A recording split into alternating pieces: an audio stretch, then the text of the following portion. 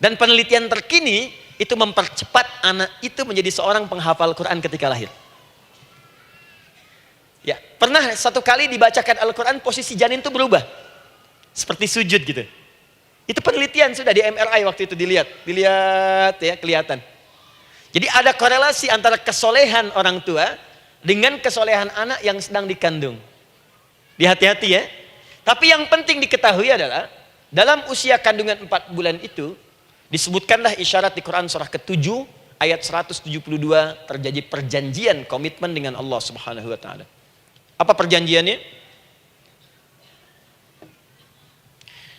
Wa idh akhadha rabbuka min bani adama min zuhurihim dzurriyyatahum wa ashhadahum ala anfusihim. Lihat perjanjiannya, saya fokus di kalimat ini, alastu bi rabbikum. Rabb. Apakah engkau akan berkomitmen saat ini? Bersaksi? Karena kalimatnya bersaksi. Wa ashhadahum, dan mereka bersyahadat, bersaksi, komitmen. Di komitmennya menggunakan kata syahadat di sini. Karena itu nanti setiap bayi yang sudah terlahir dari rahim ibu manapun itu berada dalam keadaan suci karena sudah bersyahadat dalam perut ibundanya. Masih ingat hadis ini?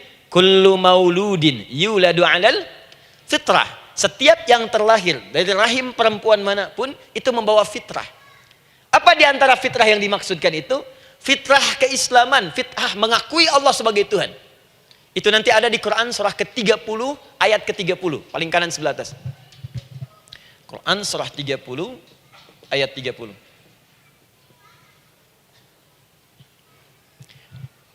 Fa'aqim wajhaka lid-dini hanifa. Hei setiap manusia, fa'aqim wajhaka, hadapkan, pasrahkan, arahkan dirimu sepenuhnya. Lid-dini, pada ketentuan ad-din, hanifa, dengan lurus. Di setiap manusia itu punya fitrah untuk beragama. Punya kecenderungan untuk mencari Tuhan. Silakan ibu cek, manusia manapun yang pernah hidup, itu pasti akan mencari Tuhan. Silakan. Karena itu Allah beri jalan, begini cara mencarinya. Fitratallahi allati fataran nasa 'alaiha, itulah fitrah manusia yang telah Allah berikan pada dirinya bahkan sebelum dia terlahir. Di antara fitrah manusia ada kecenderungan untuk mencari Tuhan. Ada kecenderungan untuk mendekat kepada Allah. Bahasa Qur'annya din, lid-dini hanifa. Apa itu din? Itulah Islam. Quran surah ke-3 ayat 19. Innad dina indallahil Islam. Karena itu silakan cek, semua orang itu pasti akan mencari Tuhan. Setiap manusia. Ada yang melihat kayaknya ada di hewan, kayaknya ada di pohon, kayaknya ada di alam, kayaknya ada di patung, kayaknya ada di mencari dia. Terus Allah beri jalan. Kalau kamu ingin mencari yang benar, din yang dimaksud Islam, diberikanlah tuntunan dalam Islam. Jelas sampai sini? Baik, karena itulah kemudian setiap bayi yang terlahir itu disebut oleh Nabi dia suci, dia bersih karena telah membawa risalah Islam dalam dirinya. Hanya sayang nanti fa'abawahu yuhawidanihi au yunassaranihi au yumajjisanihi. Lingkungan nanti akan merubah dia keluar dari fitrahnya. Bisa dipengaruhi, tiba-tiba berubah misalnya keyakinan. Bisa karena kejadian tertentu dia jauh dari Allah Subhanahu wa taala. Dia muslim, cuman karena kondisi tertentu, pekerjaan menjauhkan dia dari Allah, lupa sholat. Telenovela menjauhkan dia dari Al-Quran. WhatsApp, Facebook, media sosial melupakan dia dari ibadah. Coba ibu, kalau online setiap hari berapa kali dengan media sosial? Ganti status. Online dengan Allah berapa kali dalam sehari? Coba hitung. Online dengan Allah yang paling maksimal kan sholat fardu 5 kali. Kalau 1 kali 5 menit kali 5 cuma 25 menit. 25 menit online dengan Allah. Berapa menit online dengan media sosial yang tidak nyata?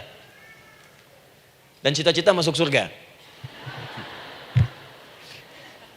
Ayo sini. Saya belum selesai. Jadi yang pertama, dalam perjanjian 4 bulan ini, pertama ada komitmen bersyahadat menuhankan Allah. Tapi yang kedua, ini yang dahsyat. Perhatikan kalimatnya, fokus. Saat Allah memperkenalkan dirinya, dalam kandungan kita, usia 4 bulan itu, dengan nama apa Allah memperkenalkan dirinya? Coba lihat ayatnya. Alastu bi rabbikum, dengan nama Rabb, Rabb. Wa id akhadha rabbuka, Rabb, min bani Adama dzurriyyatahum, awas, wa asyhadahum ala anfusihim. Alastu bi rabbikum, dengan nama Rabb. Rabb.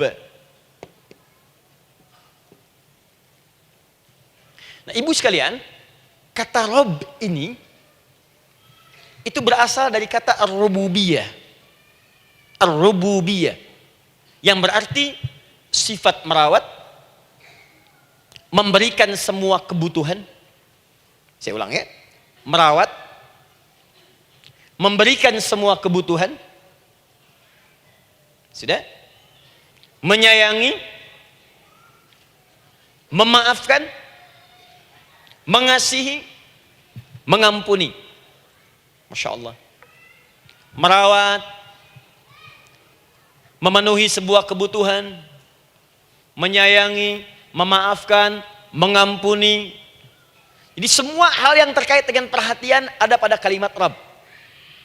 Sifatnya disebut dengan rububiyah. Zat yang memperhatikannya disebut dengan Rabb, namanya Rabbun. Baik.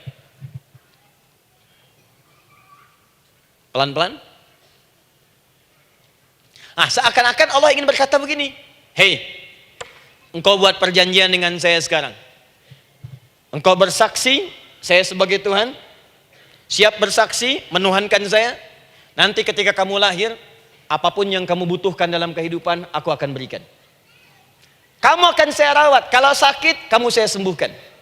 Minta sesuatu yang kamu butuhkan, saya akan berikan. Kamu butuh sesuatu, saya akan hadir.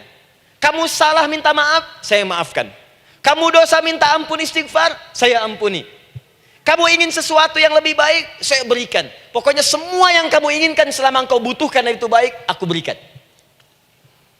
Kira-kira, maaf Bu ya, maaf sekali. Kalau ada yang nawarkan pada ibu, mau nggak ikut saya? Nanti sebuah kebutuhannya saya berikan. Kalau sakit saya berikan jaminan kesembuhannya. Kalau butuh sesuatu saya berikan. Kalau ingin ini itu selama butuh saya sampaikan. Kira-kira ibu nolak atau ikut? Baik. Ikutnya mikir dulu atau tidak? Tidak. Jangankan yang tinggi-tinggi Bu ya. Suami aja nawarkan. Mah mau nggak ikut papa? Papa nanti kasih handphone S10. Sama gelang nggak Pak? Ikut ya. Dan tanpa pikir. Dalam bahasa Arab, sesuatu yang disetujui tanpa difikirkan lagi, itu disebut bala namanya. Bala, sekali saja. Sekali, ya, tidak dua kali. Tidak ditambah, tidak dikurangi. Ingat, kalau Allah sudah sampaikan kalimat, jangan tambah, jangan kurangi. Ya. Bala, tidak ditambah nga, tidak disebutkan dua kali. Bala. Ya. Bala itu artinya siap. Ya. Tanpa pikir. Karena memang nggak ada yang dipikirkan lagi. Apa yang mau dipikirkan? Semua kebutuhan dikasih. Semua keinginan dikabulkan sepanjang baik. Kalau sakit ada jaminan disembuhkan, dikasihi, disayangi, salah dimaafkan. Ya, kalau dosa diampuni, apalagi yang kurang, nggak ada aib, nggak ada yang kurang, sempurna semua. Kita katakan bala tanpa fikir. Karena itu, perhatikan, setiap kita kemudian, ibu sekalian, datang terlahir ke bumi,